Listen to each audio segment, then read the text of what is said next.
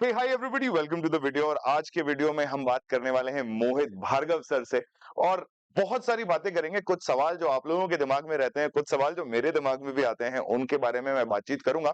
लेकिन मोटा मोटी अगर मैं आप लोगों को बताऊं तो आज हम बात करने वाले हैं स्पेशल रैंकर्स ग्रुप के बारे में। सारी डिटेल आप लोगों के लिए लेकर के आया हूं। बहुत सारे हिडन फैक्ट्स मैं आप लोगों के सामने आज मोहित सर के थ्रू रिवील करवाने वाला हूं।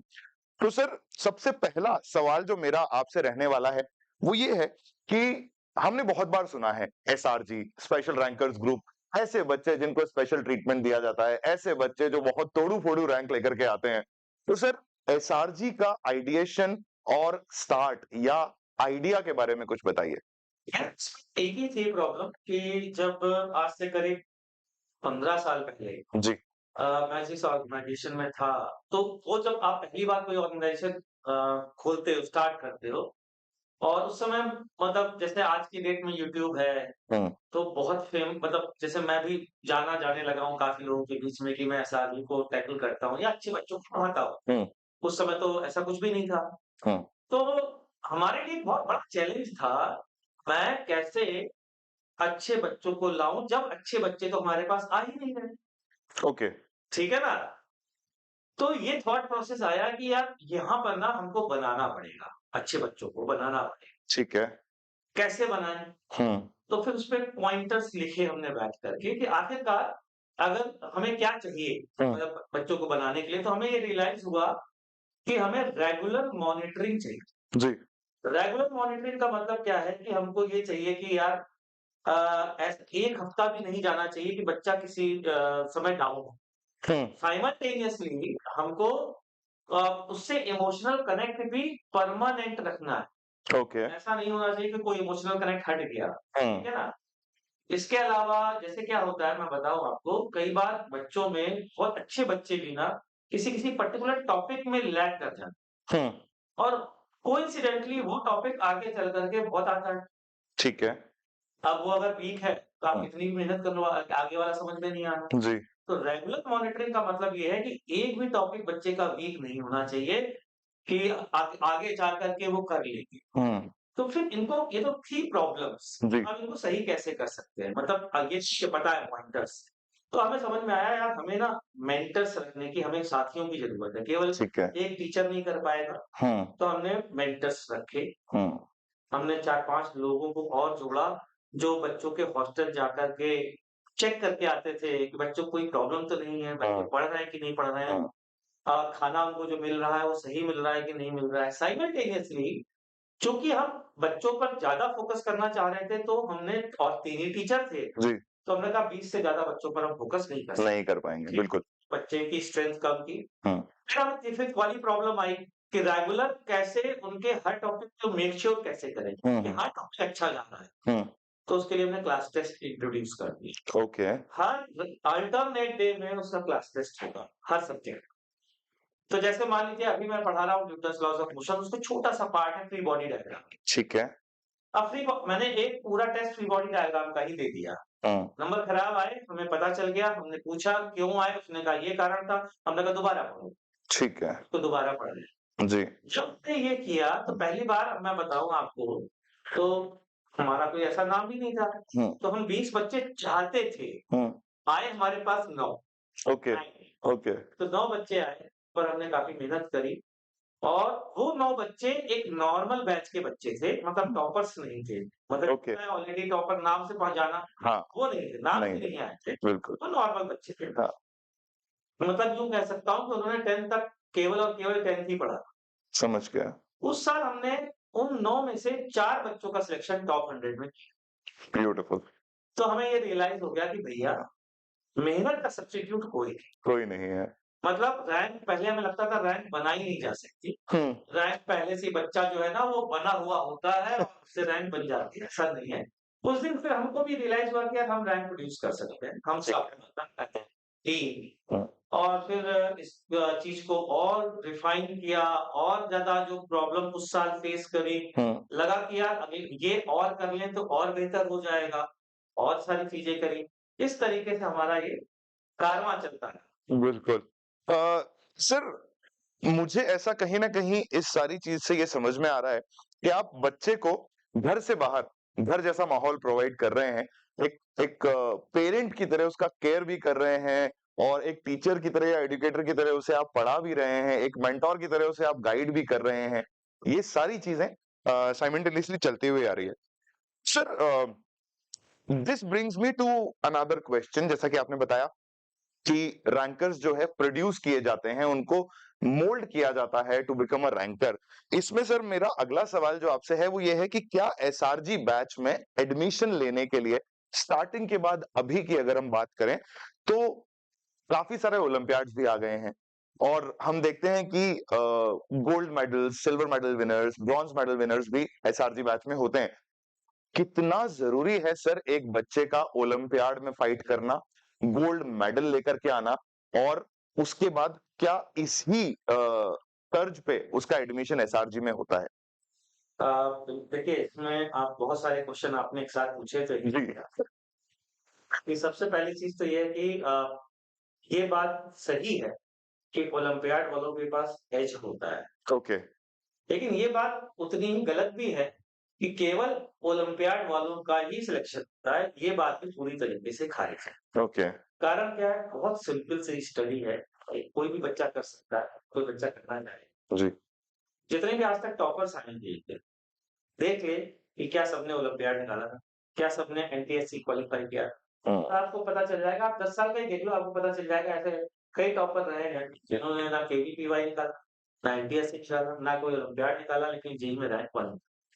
तो ये बात तो प्रूफ होती है कि ज़रूरी नहीं है कि आपने ओलंपियाड निकाला हो, तो ही आप जेईई रैंक 1 ला सकते हैं। बिल्कुल, तो आते हैं कि फिर आप एसआरजी में क्राइटेरिया क्यों लगा? जी, यार ये चीज़ जो है ना, मुझे जो लगता है, मेरी कभी इच्छा नहीं रही, अंदरूनी इच्छा बताऊँ, मेरी कभी नहीं रही कि मैं एसआरजी में कभी भी रेस्ट्रिक्शन रखूँ। ओके, कि मैं इसे ना एज़ अ चैलेंज लेना चाहता हूँ। मैं चाहता हूँ कि यार हर वो बच्चा जो चाहता है कि वो अच्छी रैंक लाए, सबको हम अप्रोच कर सकें। ओके, पॉसिबल इसलिए नहीं हो पाता, हमें कम बच्चों पे ही हम उतना फ़ोकस कर सकते हैं जितना हमें चाहिए, एक राइट, अच्छी रैंक निकालने के लिए। तो हमें कोई तो क्राइटेरिया लगाना पड़ेगा। अब कोई लगाना है, तो ज़ाहिर-सी बात है कि फिर हम ये लगाएँगे कि कौन ज़्यादा सिंसियर है, हुँ, कौन हमसे हमारी बातों को ज़्यादा सुनेगा। हुँ, ये एक क्राइटेरिया है, ज़रूरी नहीं है ये सक्सेसफुल हो। हुँ, क्राइटेरिया और भी हो सकते हैं। हुँ, लेकिन एक क्राइटेरिया जो चलता आ रहा है वो ये है कि यार ओलंपियाड अगर निकाला है, पुराने क्रेडेंशियल्स अच्छे हैं, तो बच्चा सिंसियर होगा, बिल्कुल, हमारी बात सुनेगा और हम जो कहेंगे वो मानेगा। लेकिन बिल्कुल, ऐसा नहीं कि हमें 100% सक्सेसफुल होता हो, हुँ, फेल्योर भी मिलते हैं। हुँ, तो हुआ क्या कि मुझे लगता है ना कि अगर हमारे पास वर्क फोर्स ज़्यादा, अच्छा, तो हम ज़्यादा बच्चों का भी एसआरजी बैच ला सकते हैं ओके, और हम ला भी रहे हैं। हुँ, ज़्यादा बच्चों का मतलब वर्क फोर्स कैसे ज़्यादा हो? नंबर ऑफ टीचर्स ज़्यादा।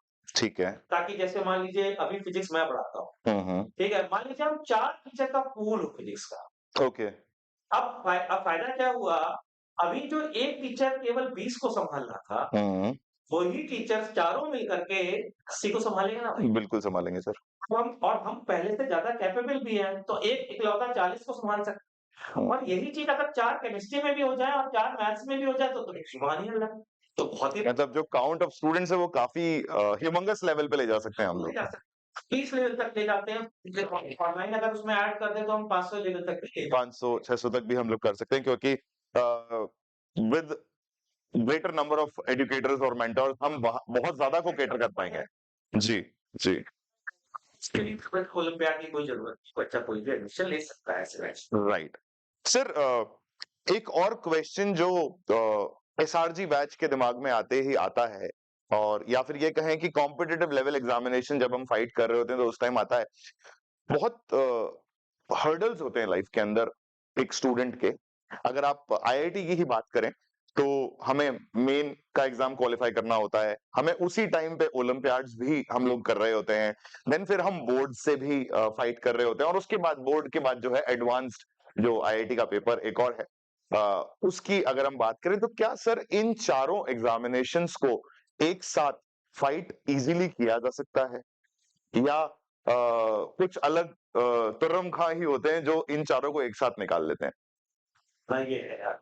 बल्कि मैं बोलूँगा मेरा स्ट्रांगली मानना ये है जी। कि जो बच्चा जेनुइनली मेन की तैयारी करेगा, हुँ, एडवांस की तैयारी करेगा, हुँ, फिजिक्स की बात करूँ अगर, तो हुँ। उसका फिजिक्स ओलंपियाड निकल सकता है। हम बात कर रहे हैं आईपीएचओ की, आईएनपीएचओ, आईएनपीएचओ सॉरी। ठीक है? सबसे पहला लेवल एमसीक्यू, जी, पीएचओ फिर आईपीओ। तो आईपीएचओ तक भी वो जा सकता है। ओके, अगर जेनुइनली प्यार-मोहब्बत से सही तरीके से एडवांस की तैयारी करे। पर करेक्ट। मार्केट में हुँ, के लालच में पड़कर हुँ, कौन-सा पीवाईक्यूज़ ही लगा, जी, काम चल जाएगा। जैसे मेरे बच्चों का चलता है। हुँ, जेईई एडवांस की तैयारी करेगा तो जेईई मेंस की अपने आप हो जाएगी, बोर्ड की अपने आप हो जाएगी और ओलंपियाड की अपने आप। मेरा राइट, मानना ये है और बहुत स्ट्रांगली मानना है, हाँ, बच्चों अगर आप ईमानदारी से मतलब आप कहोगे सर इसमें चोरी ना करें, ये ईमानदारी ईमानदारी का मतलब है फर्जी किताबें जो मार्केट में घूमती हैं, मतलब बस क्वेश्चन सॉल्व करते जाओ, मार्केट में किताबें हैं, कर लो, करते हुँ, जाओ। हुँ, फिर आपको ये दिक्कत ये आएगी कि आपको लगेगा जेईई मेन एक अलग एग्ज़ाम है, बिल्कुल। जेईई एडवांस एक अलग एग्ज़ाम है, हुँ, हुँ, बोर्ड एक अलग एग्ज़ाम है, हुँ, ओलंपियाड एक अलग एग्ज़ाम ओके, सही माइंडसेट से, सही दिशा में, सही डायरेक्शन से पढ़ोगे, हुँ, तो आप ये पाओगे कि एनसीईआरटी भी वही चीज़ कहती है, एससीबी भी वही चीज़ कहती है और बड़ी-बड़ी किताबें भी वही चीज़ कहती हैं। तो फिर डिफरेंस क्या है? डिफरेंस है हुँ, हमारे समझ में। समझ गया। हम समझने में समय नहीं दे रहे हैं। तो हुँ, मेरा मानना है एक सही मेंटोर्स, हुँ, सही टीचर्स हुँ, अगर सही तरीके से गाइड करें, राइट। ये निकल सकती हैं एक साथ नॉर्मल बच्चे। Sir, again, clarifying this as something which brings me to another question कि एसआरजी जब नाम लिया जाता है, बोला जाता है स्पेशल रैंकर्स ग्रुप, तो अगर हम बात करें एक्सीलेंस ऑफ एसआरजी प्रोग्राम, तो क्या कुछ स्पेसिफिक पॉइंटर्स होते हैं जिनके बारे में हम बातें करते हैं एसआरजी प्रोग्राम में या एक्सीलेंस ऑफ एसआरजी के अंदर? बिल्कुल। इनमें से कुछ देखिए बातें मैंने आपसे बातों के दौरान ही चर्चा कर ली जी। कि क्लास टेस्ट। हुँ, क्लास टेस्ट बहुत इम्पोर्टेंट होता है टॉपिक वाइज़ जैसा कि ज़रा-सा टॉपिक गड़बड़ हुआ हाँ, पता चल गया। एक हफ़्ते जैसे मैं बताऊँ आपको इसका मैं एग्ज़ाम्पल ये देता हूँ कि भाई आप डेली मिरर देखो, हुँ, ठीक है? हुँ, तो आप चेहरे पे कुछ खराब होने नहीं दोगे और मिरर ठीक है, मिरर बहुत फ्रीक्वेंटली देखोगे तो आप अपने चेहरे को उतना ही अच्छा और ठीक है। क्लास टेस्ट जो है वो मिरर है आपकी पढ़ाई का। परफॉर्मेंस का और पढ़ाई का। बिल्कुल, अब अगर आप से फ्रीक्वेंटली मिरर देखते जाओगे तो आपको पता लगता रहेगा नहीं, नहीं थोड़ा गड़बड़ हो रहा है, चेहरा गंदा हो रहा है, साफ करते हैं। साफ है। ये कहाँ हो रहा है कि यहाँ हो रहा है। ओके, क्या है कि पिन पॉइंटेड अगर आप क्लास टेस्ट देते हो, तो हाँ, होता क्या है बच्चे कभी चेहरा खराब होते ही नहीं। समझ गया। कंटीन्यूअसली इम्प्रूव करता रहता है, लगातार इम्प्रूव करता रहता है। क्लास टेस्ट सबसे इम्पोर्टेंट चीज़ जो मुझे हुँ, लगता है। फिर प्रॉपर रिव्यू का मतलब ओके, क्लास टेस्ट में कोई गलत हुआ है तो क्यों गलत? समझ गया। ठीक है ना? हाँ, दूसरी चीज़ है और ये रिव्यू शायद एजुकेटर्स और मेंटोर्स के थ्रू ही मिलता है? बिल ठीक है। इसके बाद आती है टू वे इंटरेक्शन होना बहुत ज़रूरी होता है। जैसे मान लीजिए मतलब अगर केवल मैं बोल रहा हूँ, बच्चा नहीं बोल रहा है, हाँ, तो मुझे नहीं लगता मतलब बच्चों को बहुत मोटिवेट मैं तो जैसे मेरी क्लास में मैं बताऊँ मैं बहुत फेमस हूँ, ये पूछने के लिए कि यार बार-बार बोलने के लिए कि कोई भी क्वेश्चन घटिया नहीं, ओके। हर क्वेश्चन अच्छा हो। हाँ, हाँ, आप कभी मत सोचो कि यार जो मैं सोच रहा हूँ वो गलत होगा, तो उसमें इंटरेक्शन बढ़ाओ मतलब टीचर से डाउट्स पूछो। हुँ, लेकिन फिर वही बात आपका ऑनलाइन मोड क्या आपको वो अलाउ कर रहा है। राइट, तो टू वे इंटरेक्शन जो है ना वो एसआरजी में बहुत ज़रूरी होता है। और वो अगर है तो यही हमारा एसआरजी का एक्सीलेंस है सही बताऊँ तो इसलिए बिल्कुल। हमारा एसआरजी जो जिस प्लेटफ़ॉर्म पे चलता है, हुँ, उस प्लेटफ़ॉर्म पे हम two way communication continuously on ठीक है ना? तो हुँ, ये एक हमारी एज है, नॉर्मल एसआरजी में। एसआरजी बैचेस से, राइट। इसके बाद एनालिसिस सेशन होते हैं हमारे। हमारे एनालिसिस सेशन ऐसे होते हैं जैसे मान लीजिए कि हमारे जो मैथ्स के एचओडी हैं, ठीक हुँ, है? लिखा यार मैथ्स के ज़रा मार्क्स लाइए। हुँ, यार ये बच्चे के मार्क्स कम आ रहे हैं इस टॉपिक में तो क्यों कम आ रहे हैं? चलिए बच्चों से डायरेक्ट बात करते बात कर हैं। लेते एक हैं। ओरिएंटेशन सेशन हो गया, एचओडीज़ हुँ, को दिया, एचओडीज़ हुँ, ने बात करी, हुँ, उनके दिल में कोई बात है, एचओडीज़ ने उसी समझ का सॉल्यूशन दिया। बिल्कुल। तो ये जो चीज़ है ना, ये बहुत बढ़िया इम्पैक्ट मारती है बच्चे के दिमाग में कि यार ना मुझे कोई प्रॉब्लम आ ही नहीं सकती। क्यों? मेरा रेगुलर एचओडी से इंटरेक्शन। हुँ, इसके बाद क्या है कि हमने 4+2+1 सिस्टम डिज़ाइन किया है। 4+2+1 सिस्टम क्या होता है कि बच्चा क्लास टेस्ट भी देगा, पढ़ेगा भी, रेगुलर टेस्ट भी देगा, एसआरजी टेस्ट भी देगा। कब देगा? राइट, क्योंकि हाँ, क्योंकि हाँ, 7 दिन है, 7 दिन में इतनी सारी चीज़ें करनी है। ठीक है? हुँ, तो सही बताऊँ तो कुछ जगह मैंने एक प्रॉब्लम देखी है हुँ, कि इसमें ना बच्चे अ, बहुत ज़्यादा फँस जाते हैं और परेशान हो जाते हैं। क्यों? राइट, क्योंकि आप 6 दिन क्लास ले रहे हो, क्लास टेस्ट भी ले रहे हो, फलाना भी ले रहे हो, ठिकाना भी ले रहे हो और उसके बाद बच्चे के पास थॉट प्रोसेस डेवलप करने का समय ही नहीं। ओके, क्योंकि बच्चे को जूझना पड़ेगा। जैसे मैं बोलूँ कि आपको अगर अपनी मसल्स बनानी है, हुँ, तो जो वेट है, वो हुँ, आपके टीचर को उठाने चाहिए, कोच को या आपको उठाने चाहिए? तो आंसर आएगा आप। मुझे उठाने चाहिए, राइट। तो अगर बच्चे को उठाने का टाइम ही नहीं दे रहे हो, आप ही उठा-उठा के दिखाते जा रहे हैं, देखो इसको ऐसे उठाना है, इसको ऐसे कराना है, ऐसा करना है, सीख गए? जाओ। हुँ, तो बच्चे सीख गॉट योर तो पॉइंट। गया लेकिन मसल्स तो नहीं बनी उसकी। राइट, उसकी उसकी मेमोरी शार्प हो गई, उसका आइडिएशन शार्प हो गया पर मतलब उसको हाँ, पता चल गया कि कि ये करना है। ये मसल हाँ, स्ट्रॉन्ग हुई। हाँ, उसने वो क किया नहीं।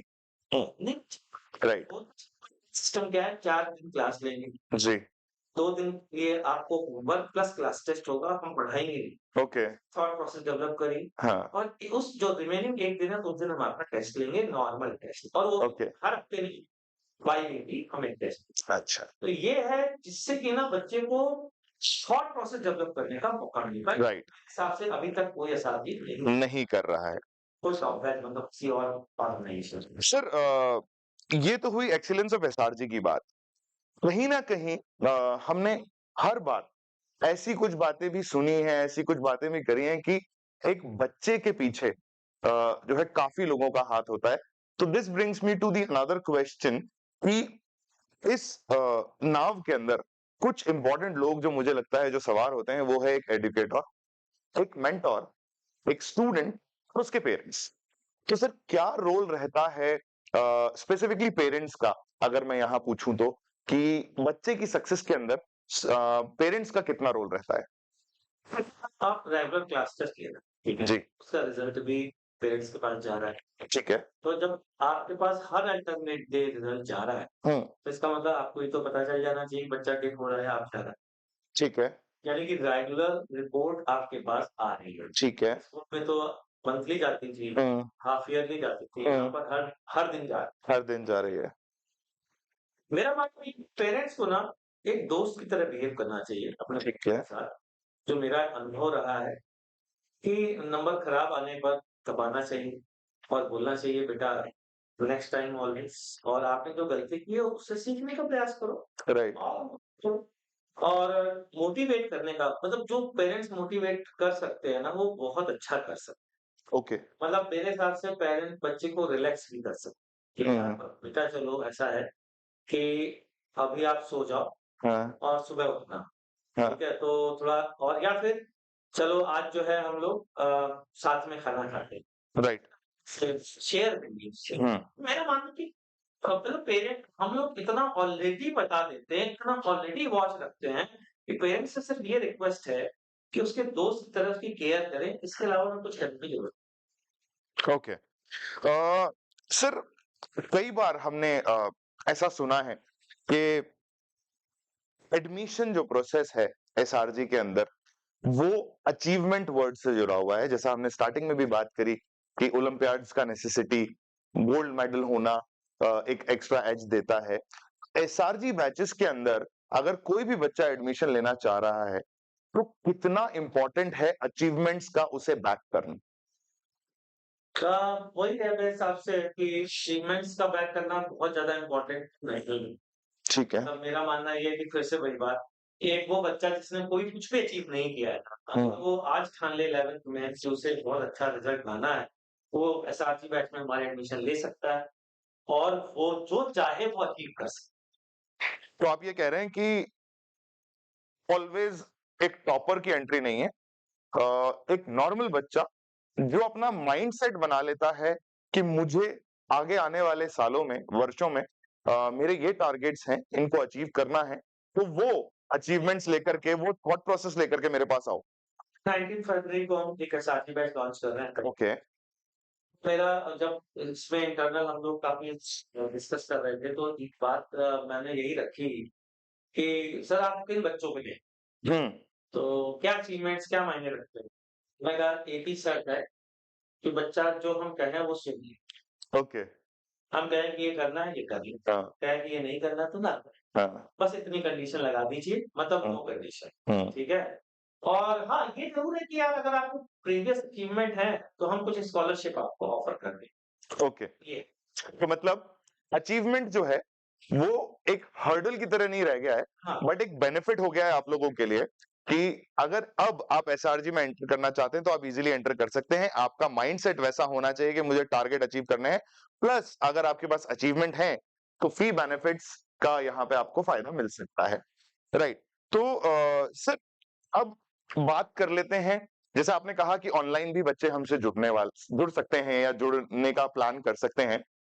कई बार ऐसा देखा गया है सर कि ऑनलाइन वाले बच्चों को जो है soft copy study material provide किया जाता है कि भाई ये पीडीएफ है, ये पढ़ लो, ये लेक्चर की पीडीएफ है, इसमें से देख लो, ये नोट्स हैं, इसमें से पढ़ लो। जो कि हर बच्चे के लिए पॉसिबल नहीं होता, क्योंकि मानता हूं कि गैजेट्स का टाइम है, मगर हर बच्चे के पास इतने गैजेट्स हों, ये पॉसिबल नहीं है।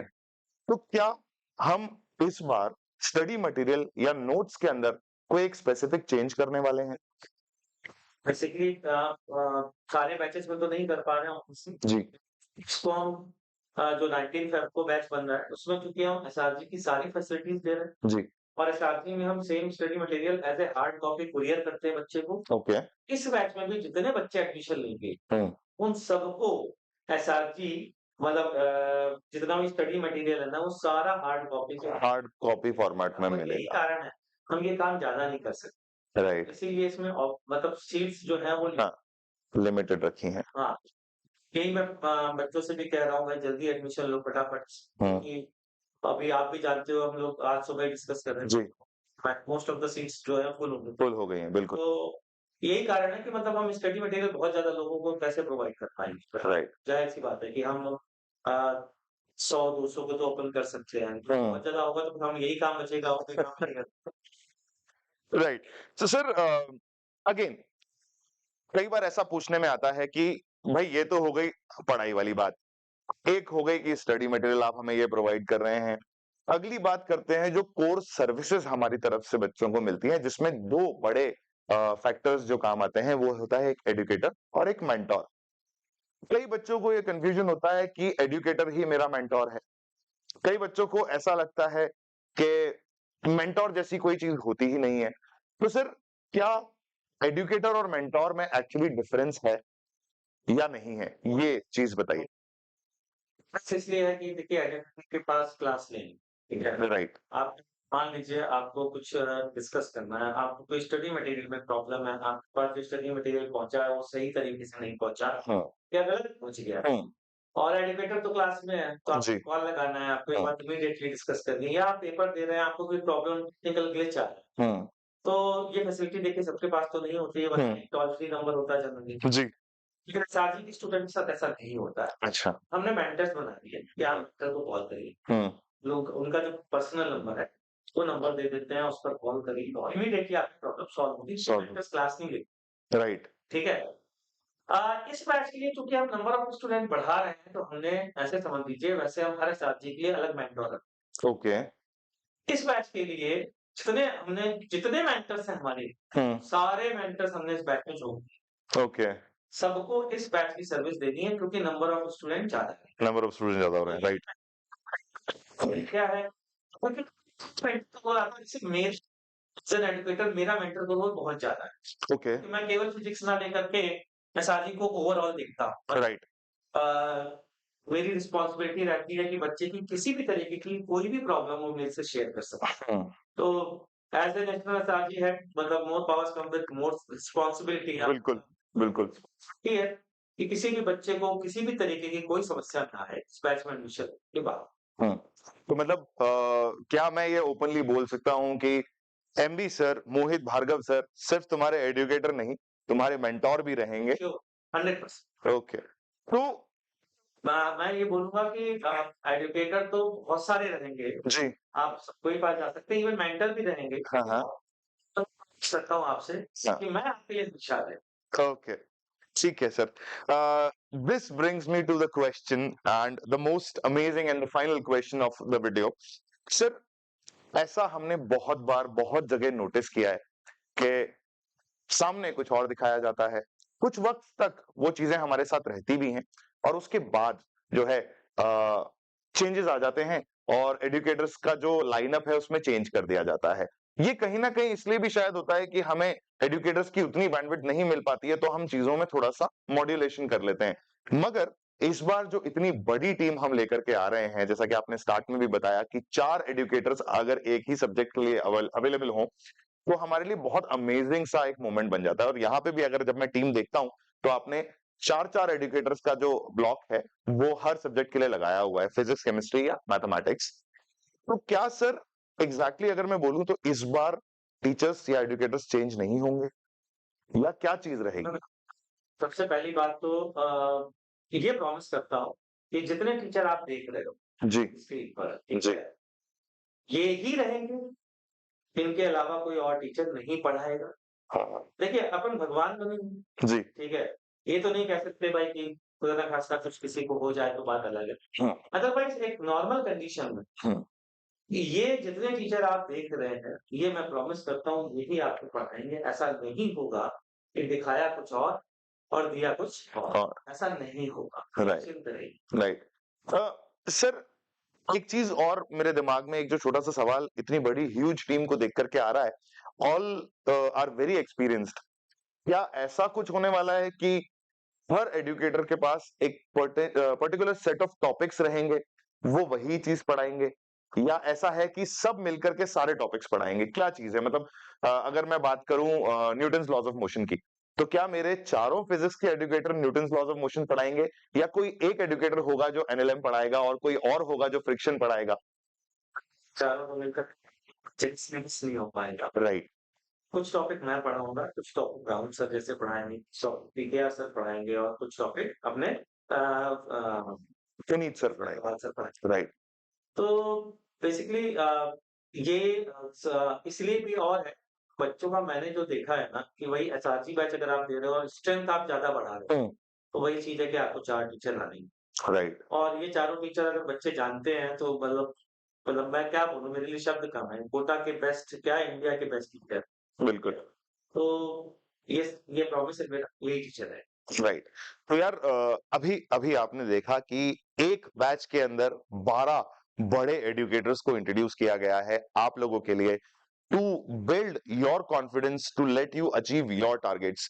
तो ये था पूरा एसआरजी के बारे में खोद-खोद के निकाला हुआ ज्ञान, खोद-खोद के निकाली हुई इन्फॉर्मेशन और जहाँ तक मैं अब ये समझ पा रहा हूँ कि एसआरजी किस तरीके से बना, क्या एसआरजी का आइडिएशन है और क्या टारगेट्स आप लोगों के लिए हम सेट करने वाले हैं। क्या एजुकेटर्स की लाइनअप रहेगी जो आप लोगों के साथ पूरे साल भर रहेगी। तो मेरे हिसाब से 19th फरवरी वाला जो बैच है, उसके अंदर अगर आप चाहते हैं तो एडमिशन ले सकते हैं और एडमिशन लेने के लिए आप लोगों ने ज़्यादा कुछ मेहनत नहीं करनी है दोस्तों। सिंपल सी एक चीज़ है, डिस्क्रिप्शन के अंदर पिन्ड कमेंट्स में कुछ लिंक्स आपको दिखेंगे, आप वहां जाइए, वहां जाकर के अपना रजिस्ट्रेशन प्रोसेस जो है वो स्टार्ट कीजिए and then the team will reach out to you and you can directly come and start your learning with us. Thank you so much for watching the video.